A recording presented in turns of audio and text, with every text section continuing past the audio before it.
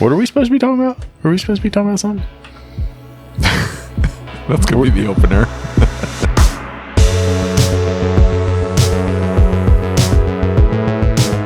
We need to talk about some of these small shops. Okay.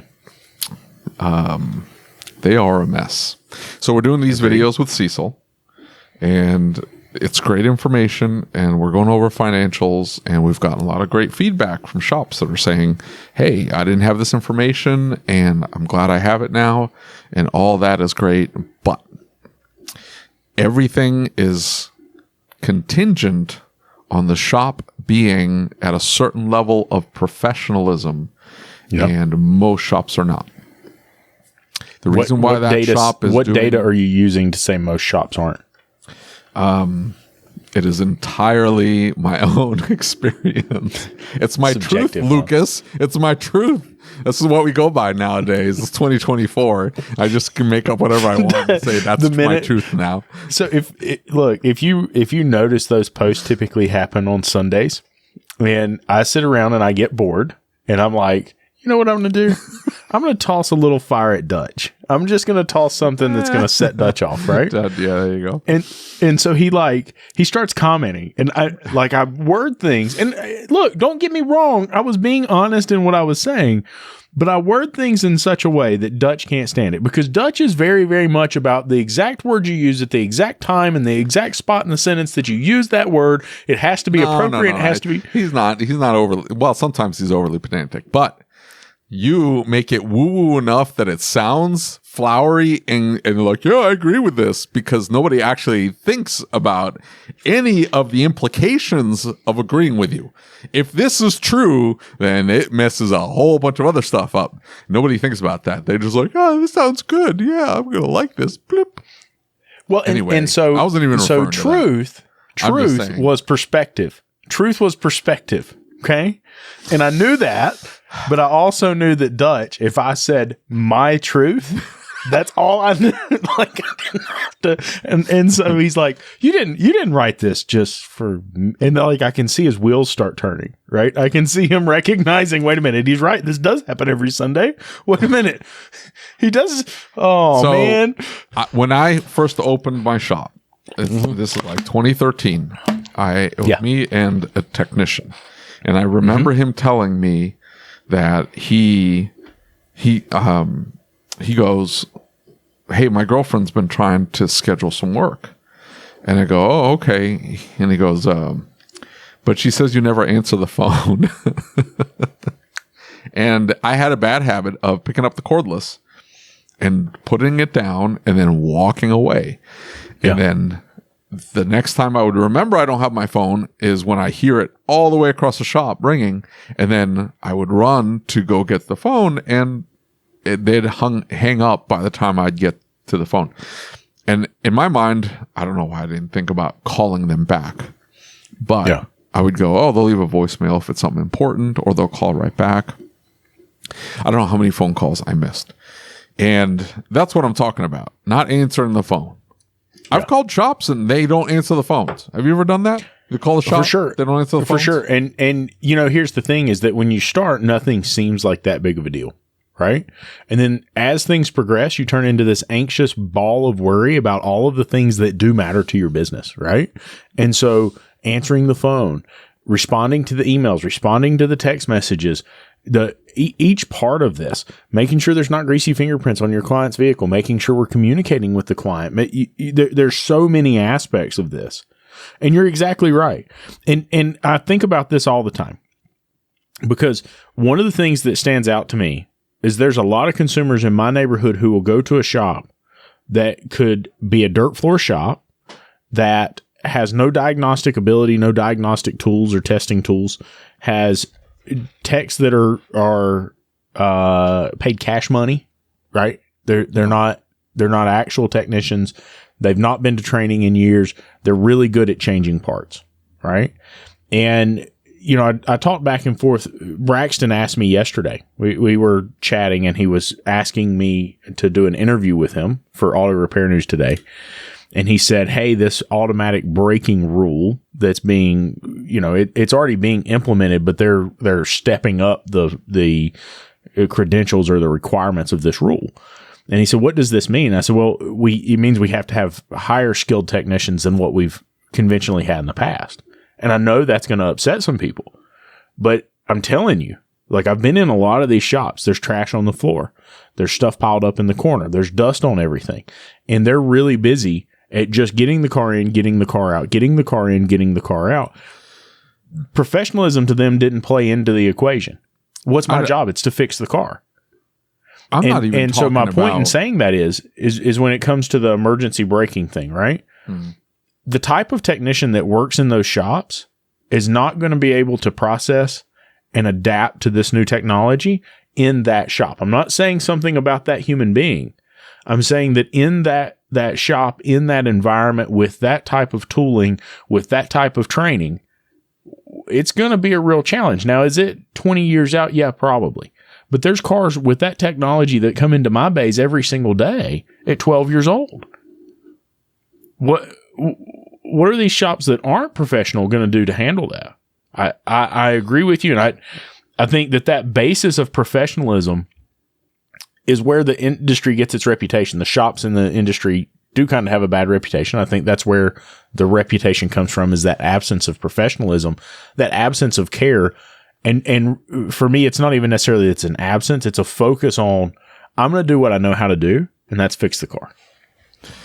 I'm not even talking about dirt floor shops that are busy. I am talking about clean and organized shops that have no systems and processes in place to maintain consistency of service. Lucas and I have been telling you about Parts Tech for a while now, and how it gives you access to unlimited parts and tire vendors and direct integration with over 35 shop management systems. And now they've just launched a new referral program. All you have to do is open your Parts Tech account, go to My Shop, and click on the Rewards tab. There you'll find your referral URL, which you can share via email, text message, or on your social media. If your referral signs up for a new account and places 5 orders in the first 30 days, Parts Tech will send you a $100 gift card. That's it, nothing else is needed. Your referrals can get you $100 just for using Parts Tech, which, by the way, is absolutely free to get started with. So if you're using Parts Tech already, start sharing that referral link. And if you haven't signed up for Parts Tech yet, what are you waiting for? Click on the link in the description or go to partstech.com/podcast. That's partstech.com/podcast. Yeah. What I mean by that is there is no process to check in the vehicle. There's no process to intake the car. There's no process on communication. There's no process on dispatching. There's no process on the inspection. There's no process on what constitutes completed service. There's no QC process. And yeah, that is leaving greasy handprints on the car. And the shop could be an absolute cluster, and they could have all that in place. And there would be at least some consistency in service. And so what these shops will do is they will wing it on a day-to-day basis. Mm-hmm. That's it. They'll wing it. They show up and phone calls come in, great, or they don't. And then they're like playing on Facebook or making posts or whatever to try to get some business. Does the phone get answered in a consistent manner? No. Does it get consistently answered third or fourth ring? Because that's something we do at the shop? No. When they get them on the phone, is there like at least some type of scripting, not word for word, but hey, this is what we tell the customer on every single phone call. We just make sure. The way that we set the appointments, is that done in a certain manner? We had that podcast with Stan Stokes, right? Where he talked about, hey, just repeating back the information of the appointment increases retention or increases that the customer shows up by X amount of percentage. Just something small like that. And this doesn't have to turn into an Adams Automotive where everything is like very regimented and scripted. And I'm not talking about corporatizing the business. I'm not. I think that's a problem in and of itself. But I'm talking about the customer shows up and expects A, B, and C to happen every time they come in a certain manner. The employees show up and they have a certain level of expectations. And when that is not set in place, maybe because you just don't know to set it in place, it becomes really difficult to start raising your prices, to charge appropriately, to pay appropriately, and it creates chaos for the employees, and it creates chaos for the customers. Good employees will leave 100% of the time. Yeah. And then you can't find help. And you wonder why you're going through technicians as often as you are. And you're wondering why you can't find technicians. It's because they don't want chaos. And they see chaos because you dispatch differently every single time. And I'm not talking about, we have to change the order of cars that you're working on. That's not what I'm talking about. The way you dispatch cars, how inspections are done, your expectation level on inspections. Hey, this is an incomplete inspection. Well, what does a complete inspection look like? Yeah. I don't know. Shouldn't you know that? You're the technician. It's like, what do you want me to check?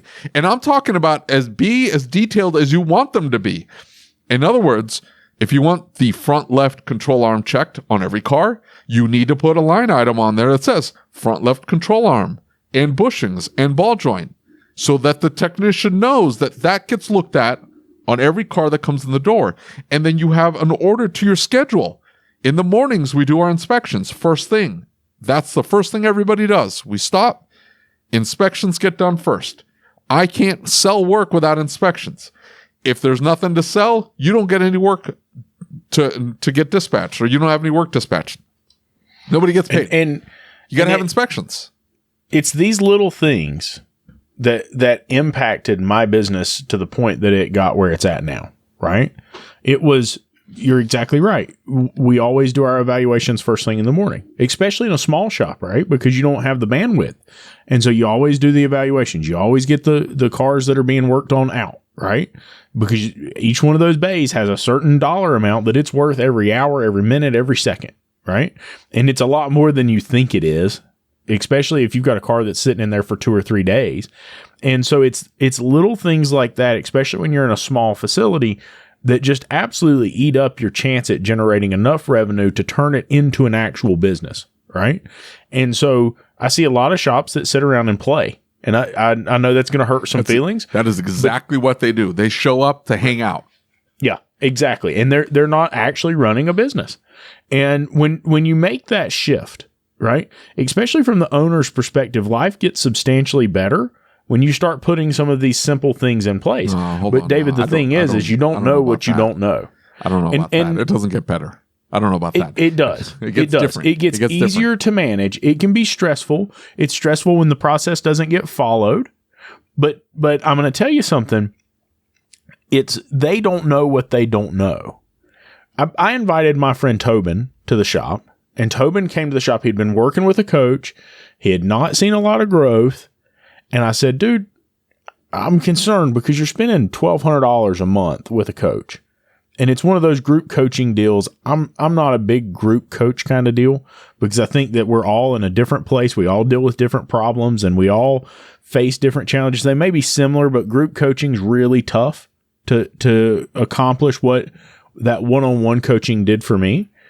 And so I said to him, I said, man, I am getting a little worried here because you're not developing. I'm checking with you weekly and hearing about your numbers, and you're not developing. You're in a way bigger shop than I am, even now that I'm in 10 bays, and you're doing way less revenue than I am. And that's concerning for me. And so I said, why don't you come over and let's look at how I do business, right? Not me going over there and telling him how to do business. Just come over and see how I do it. And the following day he called me and he said, hey man, he said, I have a question about A, B, C, and D. And it was all about the process and the workflow through the shop. And it wasn't that he took my process and implemented it and it's the solution to the problems. That's not it. It's that it created enough of a question in him that he said, I never thought about doing that in my shop. I should probably come up with something that works for us. So he went back and he said, okay, we definitely need to answer the phones differently because it's just ringing all the time. And we need to make sure we're calling clients and giving them an update. And hey, how am I presenting my estimate? And so it made him think about it. And so I think that those little things are what's holding the majority of shops back revenue wise. It's what's holding them back reputation wise. And they say, my reputation's great. I got more cars than I could ever work on. But when you look at the numbers don't represent that, right? My reputation's great and I got more cars than I can work on. I billed 20 hours last week. Come on now. Well, right? You built 20 hours because you were doing like 80 other things that you need to do when you're a one-man shop. But I'm talking about you have 1 to 2 employees. Yeah. Maybe even 3. As soon as you bring in an employee, as soon as that is exactly what I'm talking about, though. Is that look? I turned 20 hours last week with 2 employees. Well, okay, I'm busy. That's a problem. I'm lined up out the door. Yeah. I got more work to do than I can keep up with. Bro, you built 20 hours last week with 2 employees. Yeah, you're terribly inefficient. But here's the thing: so, as soon as you bring in an employee, you think that they're just going to do it the way you do it. And you just freewheel. They're going to freewheel. And I'm just going to tell you right now, the employees that stick around when there's chaos are not the type of employees that you want in your business. They are not going to contribute to growth in your organization. They want the chaos. It's not even that. It's not even about growth. They will steal from you. They will run your customers off. They need that chaos because they don't want to work hard and in a structured environment with consistency and great service. And they need that chaos. They need that just different thing every single time. Every single customer's different, everything. And so a good employee comes in and sees that chaos and they're going to run off. They're going to quit. Yeah, absolutely. And I'm not even talking like just something like, the customer experience. Customer walks in the door. Do you have a staging area or a place where the customer can get checked in? It looks like it's differentiated. This is where I'm supposed to be. Yeah, the customer knows where to go. Like first thing, they walk in the door, they know exactly where they're supposed to head to. And just something small like that. And you don't have to like rebuild the shop. It's just, throw up a partition or something, just anything. And to make sure that the customer sees where they're supposed to go. And then that the service advisor has a structured way that they handle the customer. And then out the door they go. And there's structure to the schedule. Dude, like random drop-offs. I've been in shops. Customer shows up at like 2:30 just to drop off a car that they were scheduled to drop off in the morning. And they just kind of showed up whenever they wanted to. And you stop and go, whoa. Why is this customer here at 2:30? Well, because, they said they'd be in when they'd be in. Well, okay, but that doesn't work that way. Your inspections are in the mornings. Not at 2:30. You're on the schedule for tomorrow now. Yeah, you're on the schedule for tomorrow. Well, I thought we'd get it worked in. And it's like, no. This isn't how I'll get it worked in. This is it's different if you're slow. You can maybe get it worked in. Or if you've got an oil, like a GS person that's all they do all day long, maybe. But if you don't force the issue and say, there's structure and consistency in my schedule so the customers know what to expect, the customers will just kind of do whatever the hell they want. And then the employees do whatever the hell they want. And then the results are the results. And then you're going, I can't charge that. Well, I get you can't charge that because you're not running this like a business. It's a hangout. That's what it is. Exactly. It's a hangout that makes you a few consistency. And clients want consistency. I think about, you had that experience at a hotel a while back where you showed up in the middle of the night and they didn't have your hotel room, right? Remember that? I think about all of those experiences when we go somewhere and I walk through that door. Do I know where to check into the hotel, right? Is this comfortable? Does it feel like every other hotel that I go to? If I walk in and it doesn't feel like that and you don't know where to go, you really start to get anxious, right? You really start to kind of feel, I don't know what to do. I don't want to look like an idiot here. I don't know where I'm supposed to be. And I've really worked hard to remove that from the experience of being at my shop, right? To where hey, this is a professional environment. This is the environment that you're going to experience anywhere else you go. I do feel like some of these really fast turn and burn shops, they set the wrong expectations of what this is like for a client or what it should be like. Come in and wait, and we'll do your testing real quick, right? And it's our responsibility in our businesses to change that narrative and make sure they understand. I hate those businesses. I absolutely hate that whole process. I hate all of it. Okay. But here's the thing. That's because the customer thinks everybody should be like that. Now you talk about a shop with an owner, a service advisor, maybe a tech or two techs, right? Yeah. That business cannot operate that way. There's no speed of service garbage here. We don't have 15 employees here. And I didn't start with $500,750,000 that I could put into the building, build an aquarium up in the front waiting area so I could have 45 employees jump on a car every second it walks in the door. Like, that's not how we're structured.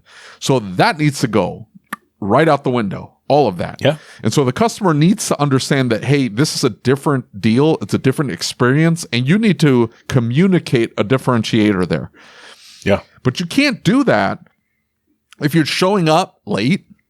That's a problem, right? Like, I've changed my hours over and over again because I'm perpetually late to everything. But hey, I've got a start time that I can be consistently at work. It's 8:30 for us. That's why I have it set to 8:30. I got to drop all my kids drop off my kids to school. My employees need to make it in by 8:30. Everybody's there, except for one employee. He's always late, but everybody else is there at 8:30. So I can communicate to my customer, hey, at 8:30, somebody will be here to take care of you, to check you in, to take care of the vehicle. You know that at 8:30, we start taking phone calls. You can call after 8:30. There's just some consistency to the service that you know where to go, what to do, the experience, 100%. What it's going to feel like. And that reduces stress for your client. It makes it a better buying environment. Not that it's all about buying, but it makes it a better buying environment. It makes it easier for them to say yes. Buying. There's confidence in buying because there's been consistency in the service. I know what to expect. Or if I'm brand new and I've never been to this business, it's been communicated to me efficiently enough that I can be confident. And when I buy this product from you, this $800 repair, $1,000 repair, whatever it happens to be, that I know what I'm going to get, that there's going to be follow-up and there's all of this stuff. And those are the little things you need to put in immediately into the business that doesn't cost any monny. It doesn't cost anything. I've got cameras everywhere. And so like our drop off and pickup box, the look on their face when we ran out of envelopes in the pickup box, the look on their face when there's not a pin, the look on their face when they walk up and you didn't remember to put their keys out, right? You can see it. You can see it in the body language. I watch the cameras when they walk in and they're talking to Jade and she doesn't communicate something clearly. She's an excellent communicator. I'm not saying that this is a common thing. It's that I can see in their face that they weren't picking up what we were putting down. And I could not imagine these businesses. And David, I've found a lot of folks are completely blind to this, right? Yeah. Oh, yeah. They think that this is what it's supposed to be. They think this is a good experience. They think, hey, we're serving this client well. But when you begin to watch it and you really do pay attention, you're watching your cameras or you're listening to the interactions, you're listening to the phone calls, and you're truly paying attention to it, you will find there are a ton of clients. You only see them once. Well, why did I only see that client once? Yes, 100%. Here's the thing. The clients that keep coming back to you enjoy the chaos because there's variability in your service and therefore there's variability in your price. They can come in and they can negotiate because you have not set the table and said, this is the way we conduct business. Yeah. Take it or leave it. Yeah. We may not be for you. You may not be for 100%. Everybody. But at the same time, don't come in here and tell me, hey, I'm only going to pay $1,000 for this $1,200 repair. That ain't going to fly. It's $1,200. Yep. The price is the price. Guess what? The customers come into my business and we're very flexible and accommodating to a certain degree. But there's consistency in the service and therefore the price is the price. They're like, I get consistent service. The price is set. I know what to expect. and the transaction goes smoothly. The minute you start bringing in inconsistency and you're like, hey, I'm just going to wing it. Hey, I bring it down. Yeah, you drop it off whenever you want. You haven't set the tone with the employees. They kind of show up. Or just something as simple as uniform. Yeah. Like Juan shows up in either a black pull-up or hoodie or a black polo. And then that's it. That's what he wears. Okay, great. That's what I wear. Black polo. They know what to expect. They walk in. They know we're employees. They know who to talk to. Yes. They know. Right. And look, I've got a friend who owns a shop. And he's got a white notepad. They've never had a computer SMS system, right? They don't even think the shop's got a computer in it aside from an inspection station, right? Got a cash register sitting up front.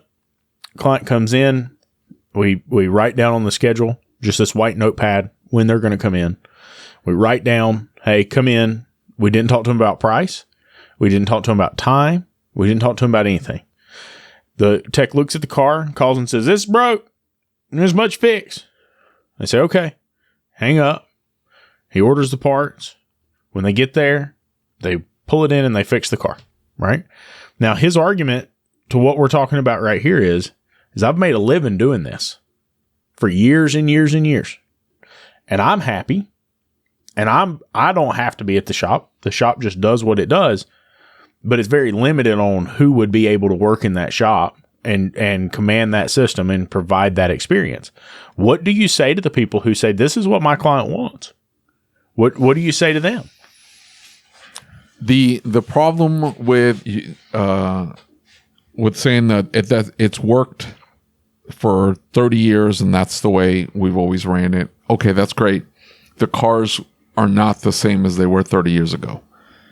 The people the technicians that are working on it are not the same as they were 30 years ago. Yeah. We have a new generation, different people, right? So the old school, sit back, 3:00, crack open the beer. We're going to hang out at 3:00 moving forward. There's nothing wrong with that shop. Nothing wrong with that shop. But they're not working on newer vehicles. So you were just saying 7 to 12 years is the average age of the vehicle making it into an independent repair shop. They're going to age out.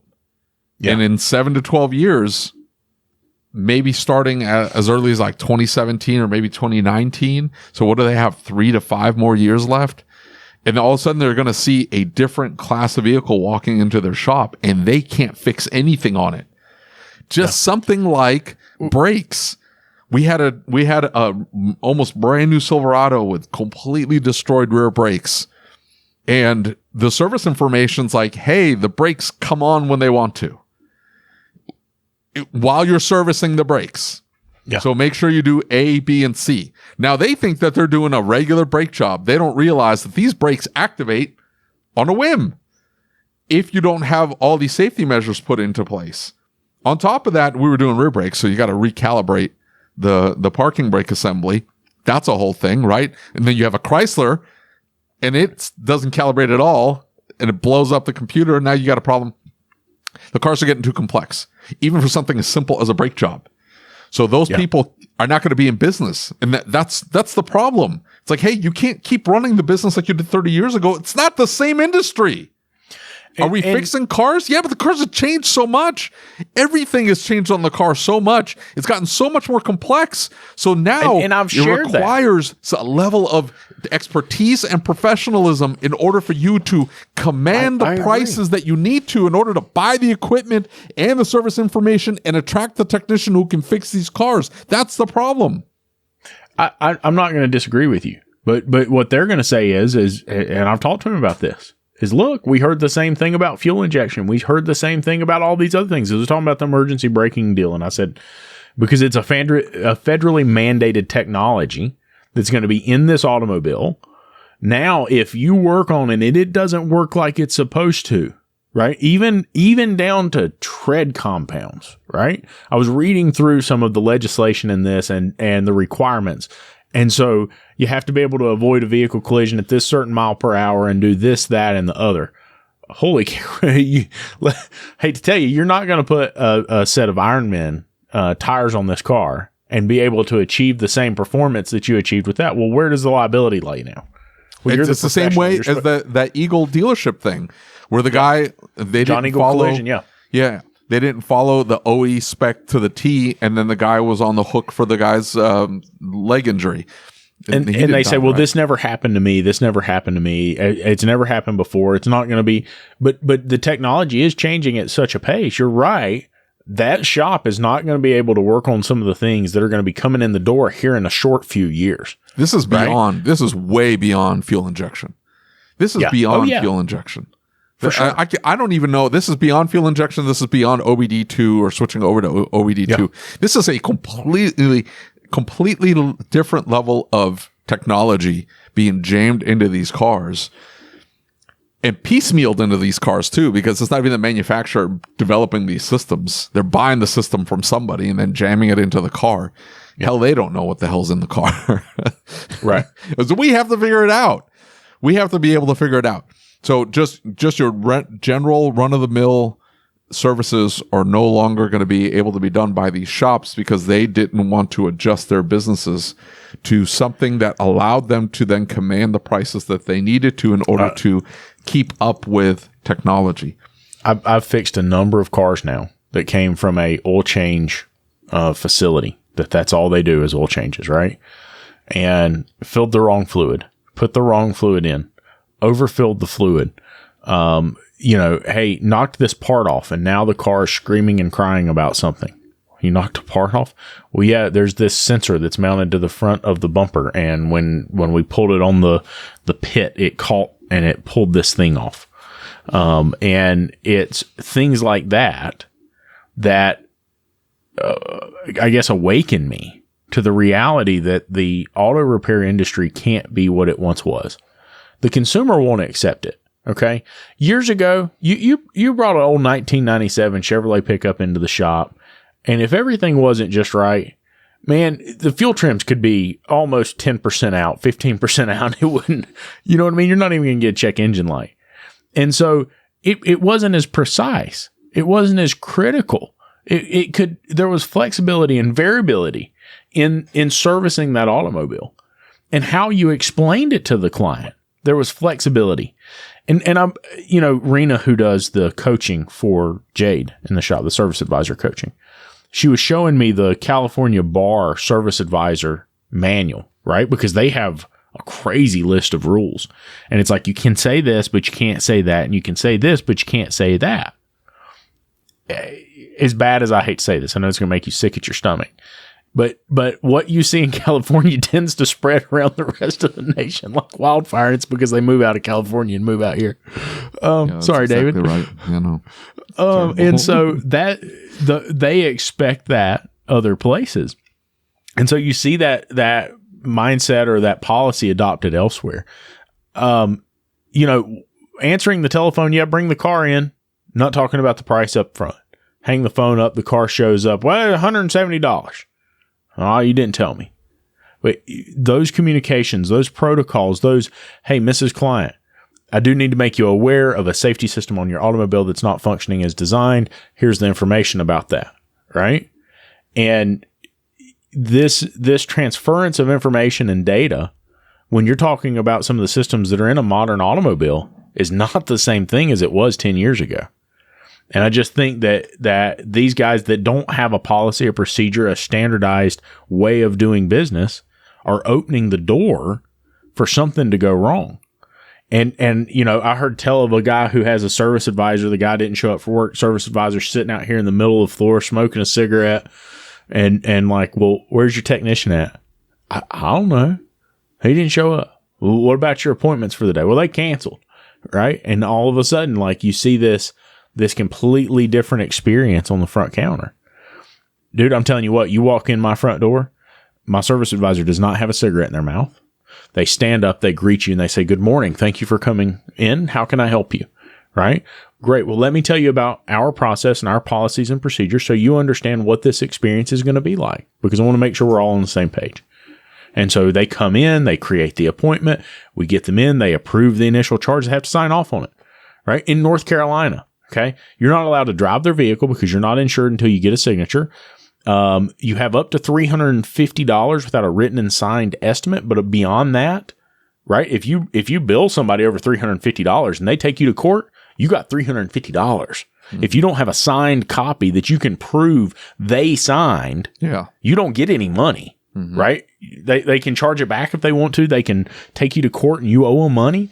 And you say, well, I did the work. Well, it doesn't matter. You didn't follow the law.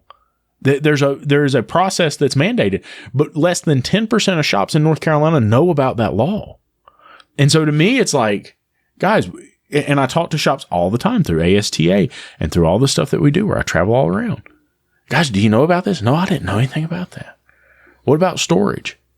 Right? You have somebody that abandons a vehicle at your facility. Did you know it's state law in North Carolina that I only have 10 days before I have to report that vehicle as abandoned? And it's state law. Why? Well, because what if somebody has a lien on it and they don't know that that car's there? What if that car was stolen? And they don't know that it's at your facility? Well, guess who takes the responsibility of it after 10 days? You do. Yeah. David Roman. And I don't. It's his fault. It's not necessarily like we got to follow all these stupid arbitrary laws No, and of course regulations not. or anything like that. It's mostly dictating the customer experience and then forming your processes, your policies, and your standard operating procedures around ensuring consistency in service. Because if you do that, then you add all of the numbers stuff that we're doing with Cecil and all those videos that we've put out. You combine that in, all of a sudden, it's not a big deal to jack up your price and be able to pay for the ADOS machine and be able to buy the lifts and then because it pay seems for that the you have value. technicians. You've conveyed value to the You've consumer. conveyed value and you attract the customer that it wants that, knows that, hey, I'm going to get this consistent service. The price is the price. I don't worry about that. I know I'm getting X amount of X product back for that value. That's incredibly important. And the shops that don't maintain that, don't demand that, and they think, oh, it's fine, it's no big deal, they're going to attract chaos in their shops. They're going to attract the worst kind of employees. They're going to constantly have turnover. They're not going to be able to maintain a certain level of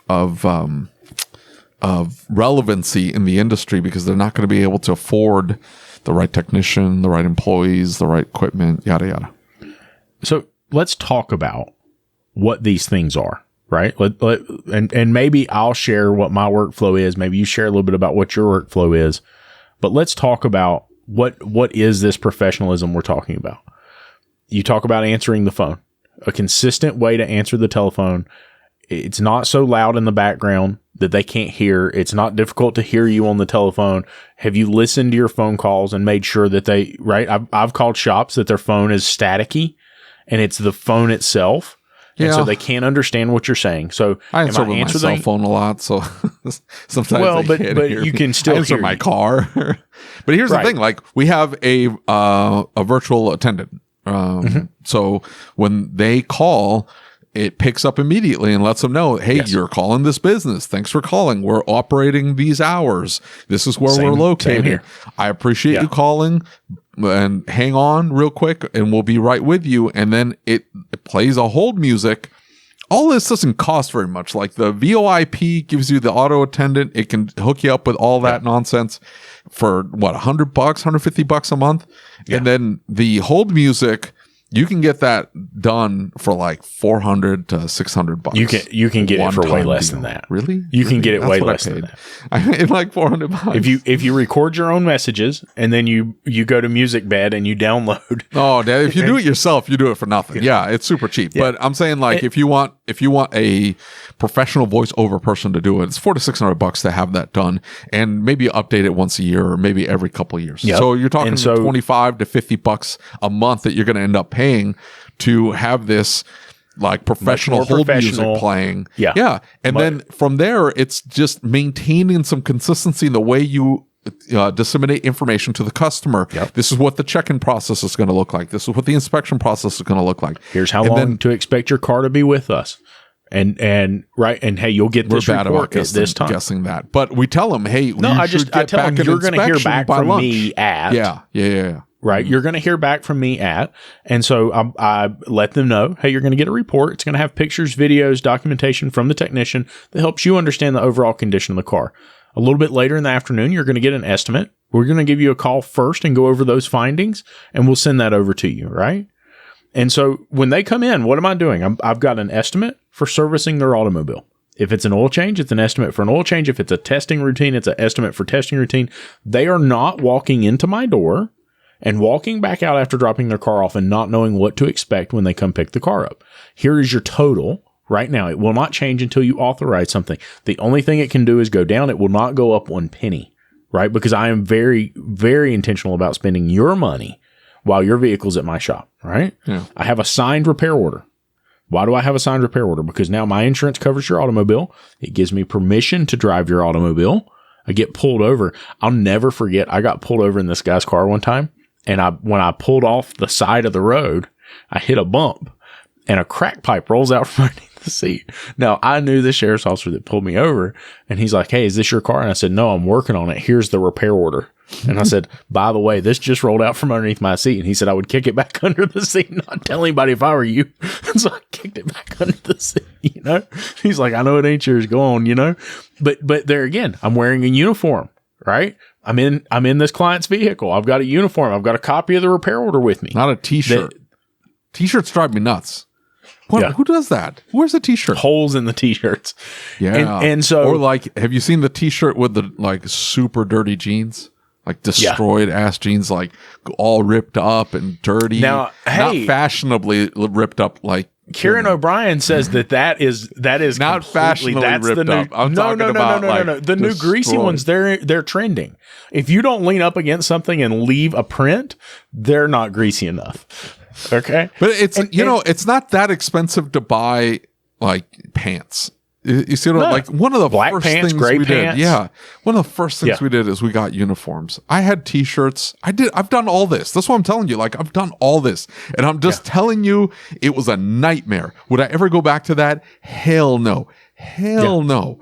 I remember the customers that I attracted. I remember just the chaos. It was just chaos all the time in my shop. I created all of it. It was entirely my fault. I didn't know what the hell I was doing. Not that I know what I'm doing now, but man, it is completely different. And I have customers that come in still to this day and they look around. They're like, oh, you've done really well for yourself. And I'm like, no, not really. Exactly. I just do more, but we look like a business now. They come in, they know what to expect. It's way smoother. Way smoother. Well, and so one of the things that helped me achieve that, right, was the scheduling by data or scheduling by the facts. You know, I've talked about parking lot scheduling before, whatever you want to call it. But it's that, what is my technician's capability? What's my average hours per repair order? And what is that divided into one another, right? In other words, how many jobs can he realistically get out? And so I schedule 2.5, maybe 3 jobs a day per tech at the very most. I'm not scheduling 5 and 6 and 7 cars a day. That's ridiculous. And so I'm scheduling the number of cars that I can realistically get through. The next part of the process is I always evaluate my new cars first thing in the morning. People say, well, what about the work that was sitting there? The problem is you will cause a wave in the shop, right? That looks like this because you finished the old work. You didn't get approved. Clients have an emotional bank account and they have a limited decision-making capability. Science shows this. It's not made up. It's not a fake number. And so past about 12 or 1 o'clock in the afternoon, they stop saying yes to things.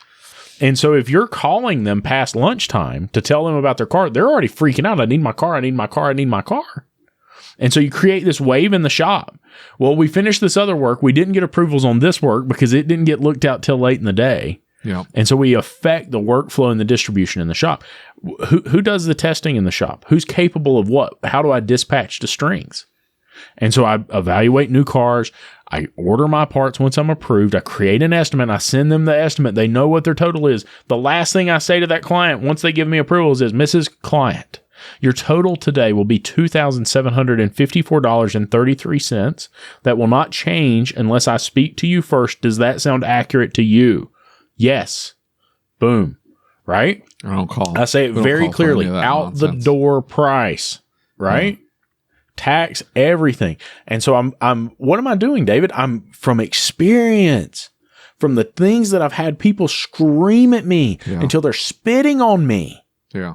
That I have experienced in the past. I'm saying, okay, I want to get rid of that mistake. How do I do that? Yep. Okay, well, I'm going to up my communication. I'm going to up my note taking. I'm going to set clear expectations. Here's when I think you're going to be done, right? I'm going to give an extra day in there. And it's little things like that over time of owning a business. And look, I don't want our listeners to think we're sitting here preaching from higher than thou. We're sitting here telling you we've screwed this up. We've made this mistake. We've learned the lesson the hard way. You know, we always catch flack. Well, they don't want people to own shops. They don't want people to go out. No, we don't have a problem with that. But you need to know how to do it. There's one in particular person, dude, and this guy goes around. He's like, oh, they said this and they said that, and they don't understand, and they this and they that. And they're just trying to run the little guy down. No, absolutely not. The reality of that person saying that is they trashed their business and almost bankrupted themselves. We don't want that to happen to you. And we've almost done it too. So if you'll freaking listen to our mistakes, we can prevent you from making the same stupid mistake that we almost made. At this point, we're just trying to make it easier. They're making the mistakes right now. I'm just telling you, like you walk into way too many shops, unstructured. Hey, where's your workflow board? I don't have a board. Where do you hang up your work? We just kind of throw them in these folders and stick them over here. Okay, where's the order? Like, how do I know what car is where? How do I know, like, hey, is this car waiting on parts? Is this car waiting for authorization? Who is this car dispatched to? There's no progress board. How do you even function without a progress board? Like, I need a progress board here. I watched a podcast a while back, and I can't even remember where it was. And the guy said something that really resonated with me. He said the worst feeling as a service advisor, owner, manager, whatever you are, the absolute worst feeling is putting the key in the lock at the end of the day, turning the door to lock and turning around and realizing there's a car sitting in the parking lot that you were supposed to look at that didn't get looked at. Yeah. Right.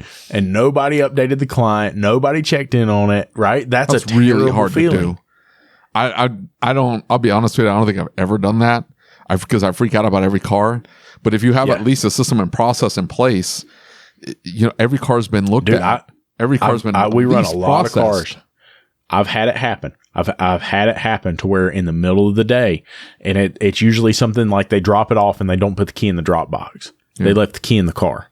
And so nobody thought to check and see, is that car in the parking lot? And we were busy and everybody, you know, there's those mornings where people get in a few minutes late. I've made a habit, and I'm not doing really well right now, but I've made a habit of trying to be here an hour before the shop opens. Mm-hmm. And then that way I can lay out and say, hey, here's what to expect. Here's the people that you need to check in.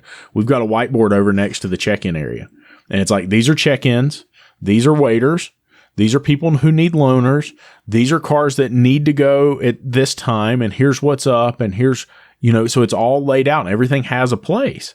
So when you go look at it, it's just as simple as saying, hey, I've got a key tag up here for Mrs. Smith, and Mrs. Smith didn't come in. Mm-hmm. Has anybody checked the parking lot?